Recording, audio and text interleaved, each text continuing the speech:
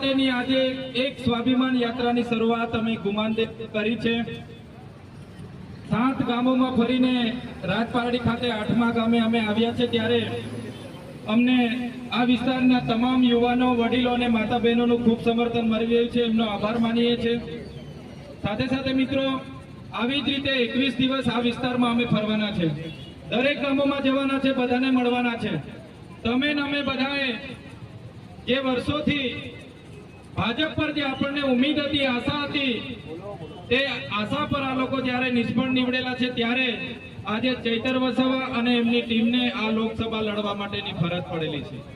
આજે ખુશીના સમાચાર એટલા આવ્યા છે, મળ્યા છે। અમે જ્યારે સિમોદરા ગામમાં હતા ત્યારે અમારા પ્રદેશ અને રાષ્ટ્રીય નેતાઓનો ફોન આવ્યો। એમણે કીધું કે ભરૂચ લોકસભામાં આમ આદમી પાર્ટી અને કોંગ્રેસનું ગઠબંધન થયું છે અને એના ઉમેદવાર તરીકે તમે હશો, જે આપણા માટે ખૂબ ખુશીના સમાચાર છે। કોંગ્રેસ આમ આદમી પાર્ટીના ગઠબંધનના ઉમેદવાર તરીકે હું તમારી પાસે આશીર્વાદ લેવા માટે આવ્યો છું। દરેક ગામોમાં જવાનો છું, ફરવાનો છું। હું નાનો માણસ છું, અમારી સાથે નાના નાના કાર્યકરો છે, મોટા નેતાઓ નથી। પણ જે રીતે ડેડિયાપાડા વિધાનસભામાં ત્યાંના લોકોએ, આદિવાસી લોકોએ 56%, 1 લાખથી પણ વધારે મત આપીને જ્યારે મને વિજય બનાવ્યો, ત્યારથી મેં એક પણ દિવસ આરામ કર્યા વગર ગુજરાતના યુવાઓ માટે, ગુજરાતના ખેડૂતો માટે, મહિલાઓ માટે, આદિવાસીઓ માટે હું લડ્યો છું।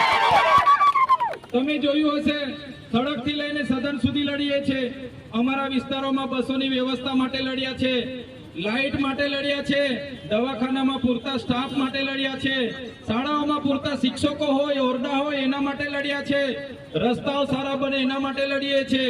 તેવી જ રીતે હું તમને બાહેધરી આપું છું, તમે, આપણે બધા આટલા વર્ષોથી ભાજપ પર ભરોસો રાખીને મત આપતા હતા, પણ તમે બધા એક મોકો ચૈતરભાઈ વસાવાને આપો।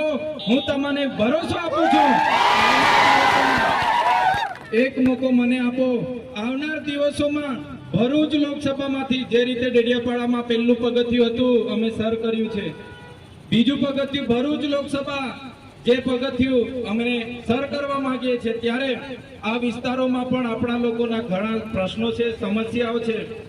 તમને બધાને આજે તમારા આશીર્વાદ લેવા માટે આવ્યા છે અને બીજી કોઈ ભાષણબાજી નથી કરવાના, પણ ભરૂચ લોકસભામાં આદિવાસી સમાજનો દીકરો, આટલી નાની ઉંમરનો નાનો માણસ જ્યારે ઉતરે છે, મને તમારા એક એક વ્યક્તિની જરૂર છે, એક એક યુવાનની જરૂર છે, એક એક વડીલની, એક એક માતા બહેનની જરૂર છે।